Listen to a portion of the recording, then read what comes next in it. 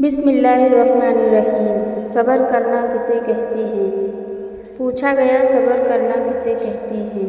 جواب ملا، جب تمہاری آنکھیں آنسوؤں سے بھری ہوئی ہوں اور تمہاری زبان پر کوئی شکوہ نہ ہو، دل اس بات کی گواہی دے رہا ہو اللہ جو کرتا ہے اسی میں ہماری بہتری ہوتی ہے۔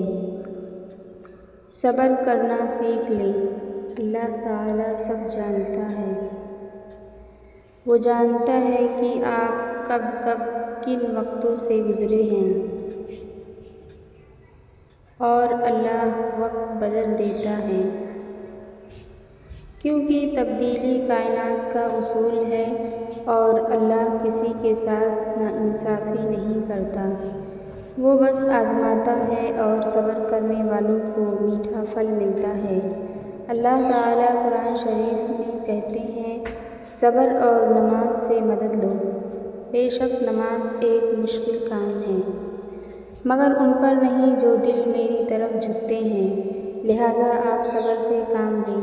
بے شک اللہ کا وعدہ سچا ہے، اور جو لوگ یقین نہیں رکھتے وہ آپ کو جوش دلا کر بے برداشت نہ کر دیں۔ آپ صبر کرتے رہیے، یقیناً اللہ تعالیٰ نیکی کرنے والوں کا اجر ضائع نہیں کرتا۔ چینل کو لائک سبسکرائب ضرور کریں۔